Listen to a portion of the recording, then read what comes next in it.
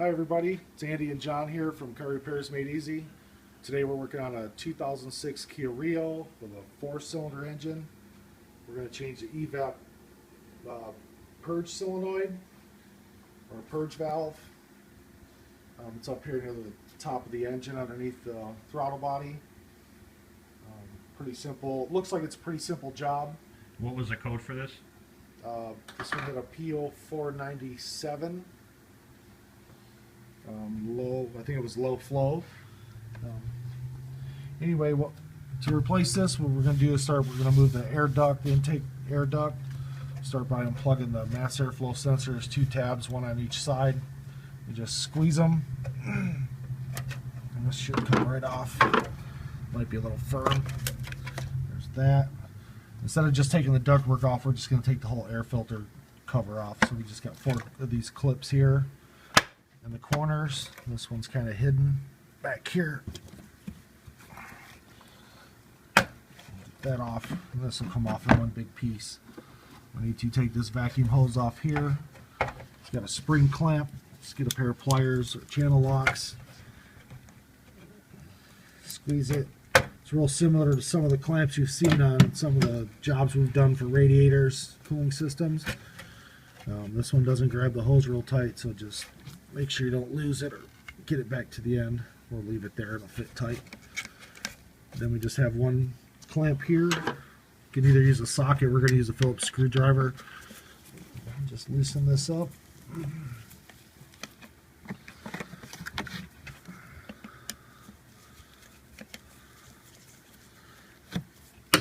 we should be able to just pull this right off here. Okay, if he comes around here, we'll show you the valve where it's located. You can see it's right here. We have to figure out how it's mounted, but we just have 2 hoses, one here, and there should be another one on the other side of it. So it has a spring clamp also. So we're going to see if we can get in here and do this so you can still see. Squeeze that, hold that to the side. That's one hose. And the other one, if he comes up here, you can see where the other hose is. It's hard to see. Straight down here, goes from here down to the valve. We're just gonna, it's underneath the electrical connector, so we may take it off here. That's what we're going to do. We'll just unplug the throttle position sensor here. And we'll just take the hose out with it and then transfer it over to the new one. So we'll just push the clamp down.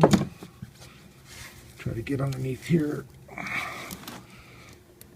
Let's see if we can pull this down.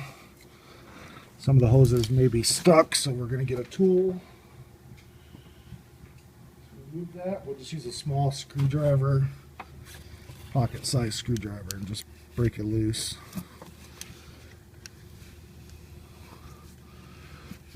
These rubber hoses will stick to some components just from heat.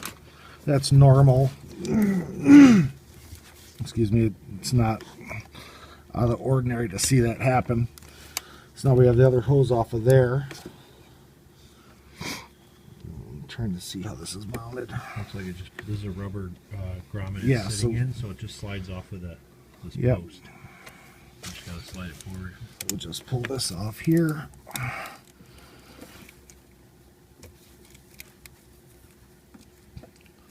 Be careful when you pull this, because there's, I don't know how tight this wiring harness is back here where it plugs in, but you don't want to pull too hard and break it. You can use a screwdriver of some sort to help slide it off of there. And then it just has one electrical connector. Oh, somebody's kind of did something here. We're going to have to look at that. And that's it. That's off. We're going to see what they did here. Looks like somebody kind of fabricated their own thing here, because this looks different than the one we have. So So let's see what they did here with this wiring. Looks like somebody did their own homemade work here.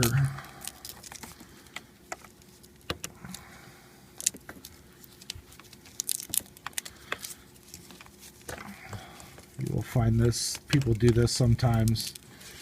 Apparently that part that may not even go to this car. They just may have made it work.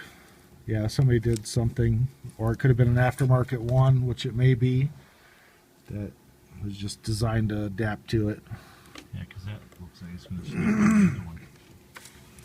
So we have this out of the way. I'll grab the new one.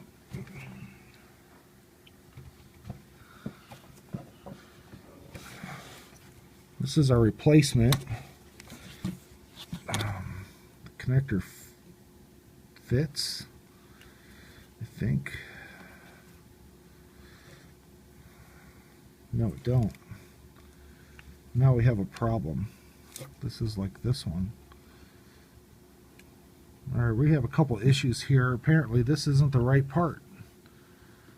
These are vacuum hoses, as you can see, are different sizes.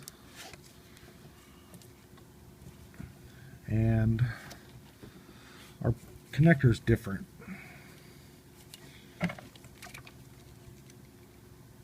Let's see if this fits on here. That fits, but why our hoses are different, we don't know. We're going to do some research, find out what's going on with these vacuum hoses and why they're different sizes. See if we have the right part. We'll be back as soon as we figure this out. Okay, go ahead. Okay, well, we just got back from our auto parts store. Turns out they gave us the wrong part. As you can see, this is the old one. Here's the new one. They're identical, except for the hose, of course, that we have to transfer. So now it's ready to reinstall this thing. First thing we're going to do is swap this hose over. Of course, you see the spring clamp there, just like the other one that's on there. And just squeeze that, pull it off. Make sure you position this hose in the same place. As you can see, it goes straight up over the connector so that it's in the right position when you put the new one in. Here's the new one. It's critical that you make note of which way this was installed as far as the hoses, because you don't want it to work backwards, or the vacuum to pull on it backwards, because it won't work. So we have that installed. We'll put our clamp on. Back down at the bottom. And what we're going to do is we're going to put our rubber mounting bushing, you could call it, back on here. This was not on the new one. You have to transfer it from the old one. Squeeze. Okay, that's on there. Now we're just gonna, what we're gonna do is we're gonna plug this back in first before we mount it. That makes it easier. Plug that in there, and then we will put this back on our little bracket.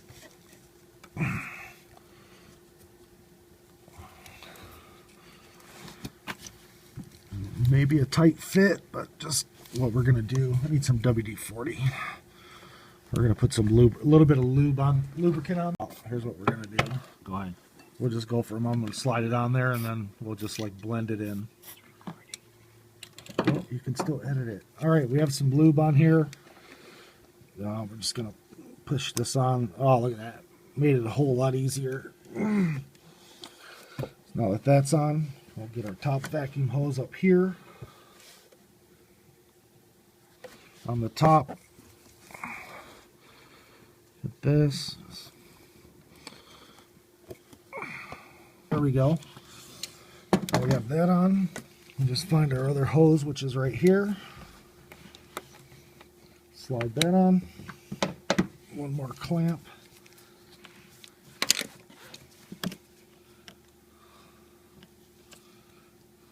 Right back to the edge. Now that we have that installed, we will just, where's our air box? Air duct back on. gonna go there. Make sure we plug up. Make sure you remember to plug everything back in. We gotta plug in our throttle position sensor. That wouldn't have been good if we would have forgot about that. And just slide this back on there. Line it up. Don't tighten that clamp down until you have this positioned back onto the over the air filter where it's supposed to be. We'll snap our clips back on to hold this down. 3. One more down here. We have all 4 of those. We're going to plug in our mass airflow sensor. Goes this way. And we're going to, before we put the hose on, we'll get our hose clamp here for the ductwork. Get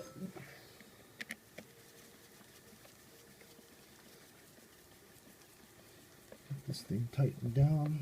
Don't over tighten it because you'll break the clamp. There's not much, you know, it doesn't need to be super tight, just snug. And then we're going to loosen our clamp here since we put it up here so it wouldn't fall. Slide the hose back on there. And the hose clamp. And that's it. We're done. We're going to start this thing up, clear the codes, take it for a test drive, give it back to the customer. That's how you change an EVAP purge valve or purge solenoid on a 2006 Kia Rio with a 4-cylinder engine. This is Andy and John from Car Repairs Made Easy. Thanks for watching. See you next time.